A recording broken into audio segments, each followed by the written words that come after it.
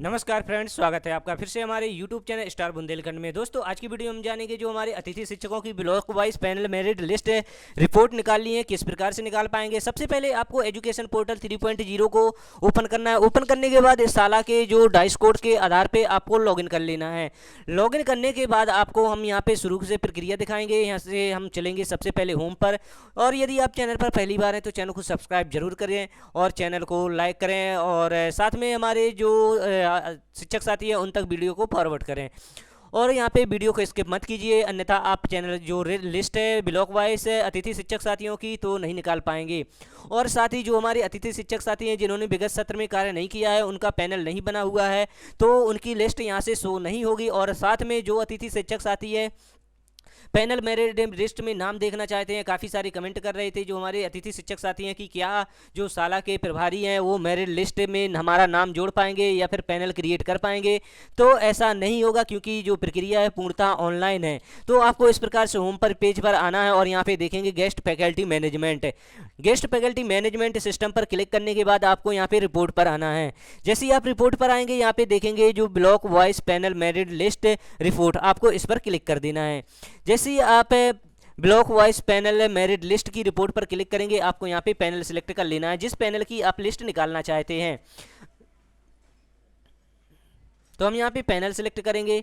Panel select करने के बाद आपको ऐसे सर्च करा देना है। जैसे ही आप सर्च कराएंगे, आपके सामने जो जितने भी हमारे शिक्षक साथी हैं ब्लॉक में तो कार्यरत हैं और जो भी जिनकी रिपोर्ट है यानी कि जिनका पुराने सत्र में पैनल या बनी हुई है, तो उनका पैनल यहाँ पे शो हो जाएगा। और साथ ही ज्वाइनिंग नहीं हुई है तो उनका भी यहाँ पे नाम शो होगा, विगत सत्र में कार्यरत जो हमारे अतिथि शिक्षक साथी हैं।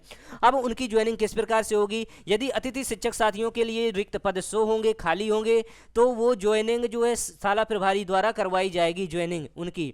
तो आप यहाँ पे देख पा रहे हैं जो ज्वाइनिंग स्टेटस ग्रीन कलर में दिख रहा है, तो इन अतिथि शिक्षक साथियों का ज्वाइनिंग हो चुका है। और यहाँ पे नीचे आएंगे, यहाँ पे नॉट ज्वाइन लिखा हुआ आ रहा है, तो इन अतिथि शिक्षक साथियों का अभी तक ज्वाइनिंग नहीं मिली है।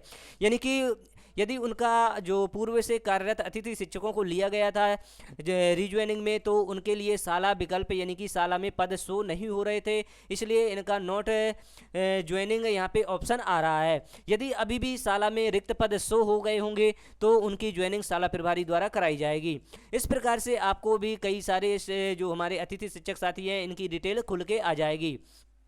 अब यहाँ पे जो 50 की रेंज सेलेक्ट की है, आप 250 की रेंज सेलेक्ट कर लेंगे तो यहाँ पे सारे अतिथि शिक्षक साथियों की लिस्ट खुल जाएगी। अब यहाँ पे बात करेंगे जो हमारे अतिथि शिक्षकों की जो ज्वाइनिंग रिक्वेस्ट जानी है, ज्वाइन होनी है, तो इनकी प्रक्रिया 8 सितंबर से शुरू होगी, जो साला प्रभारी की आईडी से यानी कि साला प्रभारी ही कर सकेंगे। तो इस प्रकार से आप भी ज्वाइनिंग रिक्वेस्ट के लिए यानी कि जो हमारे शिक्षक साथी विगत सत्र में कार्य किया है और उन्हें अभी तक ज्वाइनिंग नहीं मिली है, तो वो साला प्रभारी ये कार्य कर पाएंगे। तो यहाँ पे अब जैसे मान के चलो, यहाँ पे जो अटेंडेंस की रिपोर्ट एक नया ऑप्शन कल आया है, जो अटेंडेंस रिपोर्ट है। जिन अतिथि शिक्षक साथियों ने अभी तक जो ज्वाइनिंग की थी और ज्वाइनिंग करने के बाद ई अटेंडेंस नहीं लगाई है, तो उनको एक ऑप्शन दे दिया गया है। अगर ई अटेंडेंस नहीं लगाते हैं तो उनके लिए यहाँ पे वेतनमान जनरेट नहीं हुआ है।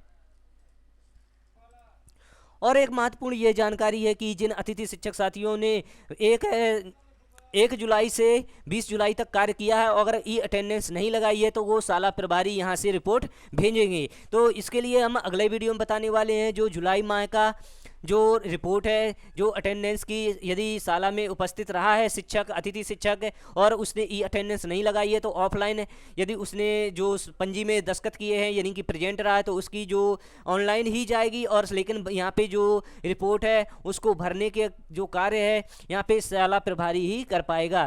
तो इसका जो जानकारी है हम अगले वीडियो में बताएंगे।